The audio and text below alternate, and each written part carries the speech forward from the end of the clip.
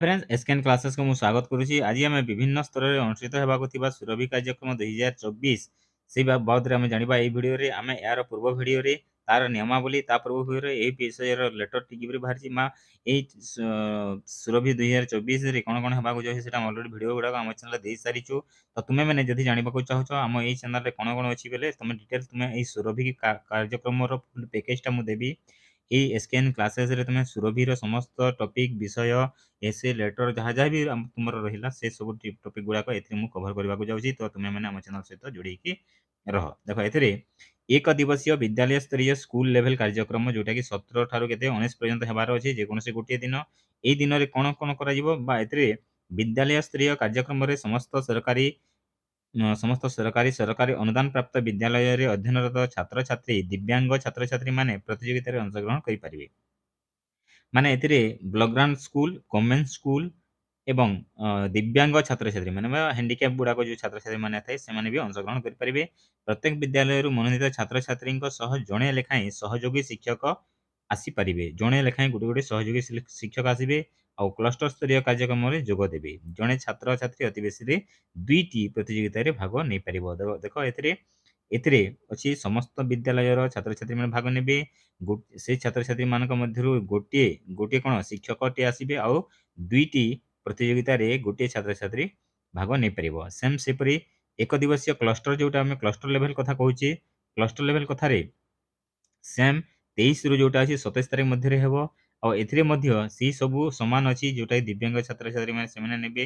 ଗୋଟିଏ ଶିକ୍ଷକ ଏଇଟା କାର୍ଯ୍ୟକ୍ରମକୁ ଆସିବ ଆଉ ସେ ମଧ୍ୟ ସେଇ ଯେଉଁ ଆମ ସ୍କୁଲରୁ ଆସିଲା କ୍ଲଷ୍ଟର ଲେଭେଲକୁ ସେଥିରେ ମଧ୍ୟ 2ଟି ପ୍ରତିଯୋଗିତାରେ ଭାଗ ନେଇପାରିବ। ଅତି ବେଶୀରେ ଗୋଟିଏ ଛାତ୍ର ମାନେ ଗୋଟିଏ ଛାତ୍ର ବା ଛାତ୍ରୀ ବେଶୀରେ 2ଟି ଲେଖାଏଁରେ 2ଟି ପ୍ରତିଯୋଗିତାରେ ସେ ନାଁ ଦେଇପାରିବ। 2ରୁ ଅଧିକା ପ୍ରତିଯୋଗିତାରେ ଭାଗ ନେଇପାରିବ ନାହିଁ। ସେପରି ବ୍ଲକ ଲେଭେଲ କଥାକୁ ଯଦି ଆସିଯିବା, ବ୍ଲକ ଲେଭେଲ ହେଉଛି 1/10/2024 ଠାରୁ 5/10/2024 ପର୍ଯ୍ୟନ୍ତ ହେବ। ସେଇ ସମୟରେ କୌଣସି ଗୋଟିଏ ଦିନରେ ହେବ। ଆଉ ଏଇଟା ମଧ୍ୟ ସେଇ 2ଟି ପ୍ରତିଯୋଗିତାରେ ଗୋଟିଏ ହେବ ଆଉ ଗୋଟିଏ ଶିକ୍ଷକ ସେଇ କ୍ଲଷ୍ଟର ଲେଭେଲରୁ ଗୋଟିଏ ଟିଚର ଆସିବେ ବା ସେଇଟା ସିଆରସିସି ଆସିଥାନ୍ତି ନା ଯାହା ଯିଏ ବି ଆସୁ। ସେମ୍ डिस्ट्रिक्ट लेवल कार्यक्रम ଯେତେବେଳେ ସୁରଭି କାର୍ଯ୍ୟକ୍ରମ ହେବ ସେଇଟା ହେବ 21/10/2024ରୁ 28/10/2024। ଏଇଟା ମଧ୍ୟ କୌଣସି ଗୋଟିଏ ଦିନ କରାଯିବ। ଆଉ ଏଥିରେ ମଧ୍ୟ ଜିଲ୍ଲାର କାର୍ଯ୍ୟକ୍ରମ ନିମନ୍ତେ ବ୍ଲକ ସ୍ତରରୁ ବିଭିନ୍ନ ପ୍ରତିଯୋଗୀମାନେ ମନୋନୀତ ହୋଇ କୃତି ପ୍ରତିଯୋଗିତାଙ୍କ ଜିଲ୍ଲା ସଂଖ୍ୟା ସ୍ତରରେ ନିର୍ଦ୍ଧାରିତ କରାଯିବ। ଜଣେ ଛାତ୍ରଛାତ୍ରୀ ଅତି ବେଶୀରେ 2ଟି ପ୍ରତିଯୋଗିତାରେ ଭାଗ ନେବେ ଆଉ ପ୍ରତ୍ୟେକ ପ୍ରତିଯୋଗିତାରେ ପ୍ରଥମ ସ୍ଥାନ ଗ୍ରହଣ କରିଥିବା ଛାତ୍ରଛାତ୍ରୀ ରାଜ୍ୟ ସ୍ତରକୁ ମନୋନୀତ ହେବେ। ଦେଖ ଏଥିରେ ବ୍ଲକ ଲେଭେଲ ଯେଉଁ ଆସିଗଲା ଆମର କାର୍ଯ୍ୟକ୍ରମଟା, ବ୍ଲକ ଲେଭେଲରେ ଅତି ବେଶୀରେ ତ ସେ 2ଟିରେ ଭାଗ ନେଇଥିବ, ଯୋଉଟାକି ମୂଳରୁ ଆସୁଛି cluster level, school level, block level ଆସିଲା। କିନ୍ତୁ ଏଥିରେ ଯେଉଁ ଫାଷ୍ଟ ଯିଏ ହେବ ବା ପ୍ରଥମ ସ୍ଥାନରେ ଯିଏ ଗ୍ରହଣ କରିବ ସିଏ ରାଜ୍ୟ ସ୍ତରକୁ ଯିବ। ଯିଏ ଫାଷ୍ଟ ପୋଜିସନରେ ଥିବ ସିଏ ହିଁ ରାଜ୍ୟ ସ୍ତରକୁ ଯାଇପାରିବ। ରାଜ୍ୟସ୍ତରୀୟ ସାଂସ୍କୃତିକ କାର୍ଯ୍ୟକ୍ରମ ସୁରଭି 2024 ନିମନ୍ତେ ପ୍ରତ୍ୟେକ ଜିଲ୍ଲାରୁ 7 ଜଣ ଛାତ୍ରଛାତ୍ରୀ ଓ 2 ଜଣ ସହଯୋଗୀ ଶିକ୍ଷକ ଶିକ୍ଷୟିତ୍ରୀଙ୍କୁ ନେଇ ଅନୁଷ୍ଠିତ ହେଉଥିବା ଗୋଟିଏ ସାଂସ୍କୃତିକ ଦଳକୁ ଚୟନ କରାଯିବ। ଦେଖ ଏବେ କଥାଟା ଉଠୁଛି ଯେ 7 ଜଣ ଛାତ୍ରଛାତ୍ରୀ ଓ 2 ଜଣ ସହଯୋଗୀ ଶିକ୍ଷକ ଏଥିରେ ଯିବେ। କୋଉଟାକୁ ଯିବେ ନା ରାଜ୍ୟ ସ୍ତରକୁ ଯିବେ। ହେଲା, ଏଇଟା ହେଉଛି ଇମ୍ପୋର୍ଟାନ୍ସ ଜିନିଷ, ଯୋଉଟାକି ସାଂସ୍କୃତିକ କାର୍ଯ୍ୟକ୍ରମ ହେବ ବା କଲଚରାଲ ପ୍ରୋଗ୍ରାମଟା ହେବ। ସେଇ କଲଚରାଲ ପ୍ରୋଗ୍ରାମକୁ 7 ଜଣ ଛାତ୍ରଛାତ୍ରୀ ପ୍ରତ୍ୟେକ ଜିଲ୍ଲାରୁ ପ୍ରତ୍ୟେକ ଡିଷ୍ଟ୍ରିକ୍ଟରୁ 7 ଜଣ ଛାତ୍ରଛାତ୍ରୀ ଯିବେ ଏବଂ 2 ଜଣ ସହଯୋଗୀ ଶିକ୍ଷକ ବା ଶିକ୍ଷୟିତ୍ରୀ ଅନୁଷ୍ଠିତ ହେବେ ଏହି ସାଂସ୍କୃତିକ ଦଳକୁ ଚୟନ କରିବା ପାଇଁ। ପ୍ରତ୍ୟେକ ଜିଲ୍ଲାର ସାଂସ୍କୃତିକ କାର୍ଯ୍ୟକ୍ରମ ପାଇଁ ଜଣେ ଛାତ୍ରଛାତ୍ରୀ ନିଜ ଜିଲ୍ଲା କାର୍ଯ୍ୟକ୍ରମରେ ଆଙ୍କରିଂ କରିବ ମାନେ ଗୋଟିଏ ଆଙ୍କର ଗୋଟେ ରହିବ। ମାନେ ଏଇଟା ଇମ୍ପୋର୍ଟାନ୍ସ, ଯୋଉଟାକି ଗୋଟିଏ ଦେଖ ଆମ ବଲାଙ୍ଗୀର ଡିଷ୍ଟ୍ରିକ୍ଟରୁ ଯଦି ଆମେ ରହିଲେ ବଲାଙ୍ଗୀର ଡିଷ୍ଟ୍ରିକ୍ଟର କାର୍ଯ୍ୟକ୍ରମ ପାଇଁ ଜଣେ ଛାତ୍ରକୁ ଆଙ୍କରିଂ କରାଯିବ, 7 ଜଣ ଛାତ୍ରକୁ ନିଆଯିବ, 2 ଜଣ ଶିକ୍ଷକ ଯିବେ। ସରିଗଲା କଥାଟି।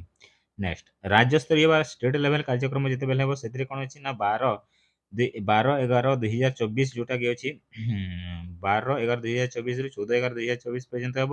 3 ଦିନ ମଧ୍ୟରେ ଏଇଟା ହେବ ଆଉ ପ୍ରତ୍ୟେକ ପ୍ରତିଯୋଗୀ ପ୍ରଥମ ସ୍ଥାନରେ ଗ୍ରହଣ ଥିବା ଛାତ୍ରଛାତ୍ରୀ ରାଜ୍ୟସ୍ତରୀୟ ପ୍ରତିଯୋଗିତାରେ ଅଂଶଗ୍ରହଣ କରିପାରିବେ ବୋଲି କୁହାଯାଇଛି। ଯଦି କୌଣସି ପ୍ରତିଯୋଗିତାରେ ପ୍ରଥମ ସ୍ଥାନ ଅଧିକାର କରିଥିବା ଛାତ୍ରଛାତ୍ରୀ ରାଜ୍ୟ ସ୍ତରରେ କୌଣସି କାରଣବଶତଃ ଅଂଶଗ୍ରହଣ କରିପାରିନାହାନ୍ତି, ସେ କ୍ଷେତ୍ରରେ ଅଗ୍ରାଧିକ ଭିତ୍ତିରେ ଦ୍ୱିତୀୟ କିମ୍ବା ତୃତୀୟ ସ୍ଥାନରେ ଯୋଗ, ଯୋଉଟା ମୁଁ ଆଗରୁ କହିସାରିଛି। ଯଦି ସପୋଜ ଫାର୍ଷ୍ଟ ପୋଜିସନରେ ଯିଏ ଅଛି ସେ ଉପସ୍ଥିତ ହୋଇପାରିଲା ନାହିଁ, ତାହେଲେ ସେକେଣ୍ଡ ପୋଜିସନରେ ଥିବା ଛାତ୍ରଛାତ୍ରୀ ସିଏ ଯିବ, ନହେଲେ ଥାର୍ଡ ପୋଜିସନରେ ଥିବା ଛାତ୍ରଛାତ୍ରୀ ସିଏ ଯାଇପାରିବ କୋଉଟାକୁ ଷ୍ଟେଟ୍ ଲେଭେଲ ସୁରଭି କାର୍ଯ୍ୟକ୍ରମ ପାଇଁ। ତ ଏହା ଥିଲା ତୁମ ଡିଟେଲ୍ ଯୋଉଟାକି ତୁମେ କୋଉ କୋଉ ସ୍ତରରେ କିପରି ଭାବରେ ନୀତି ନିୟମ ଗୁଡ଼ାକ ଅଛି ସେଇଟା। ଏଇଟା ହେଉଛି ଇମ୍ପୋର୍ଟାନ୍ସ ଯୋଉଟାକି ଏଇଟା ତୁମେ ଜାଣିବାକୁ ରହିବ କଲଚରାଲ ପ୍ରୋଗ୍ରାମ ପାଇଁ। 7 ଜଣ ଛାତ୍ରଛାତ୍ରୀ, 2 ଜଣ ଶିକ୍ଷକ, ଯୋଉଟାକି ଆମକୁ କୋଉ ଲେଭେଲ ଡିଷ୍ଟ୍ରିକ୍ଟ ଲେଭେଲକୁ ଆସିବାକୁ ହଉଛି ସେଇଟା ତୁମେ ଜାଣିବାକୁ ରହିବ। ନେକ୍ସଟ ଆମେ ସୁରଭିର ଯୋଉଟା ତାମାନେ ଡିବେଟ୍ କୋଉ କୋଉ ଟପିକଟା ଅଛି ସେ ଟପିକ ଗୁଡ଼ାକ ମୁଁ ଦେବି, ତୁମେ ନେକ୍ସଟ ଭିଡ଼ିଓରେ ଏଇଟା ପାଇଯିବ। ରଖୁଛି, ଧନ୍ୟବାଦ।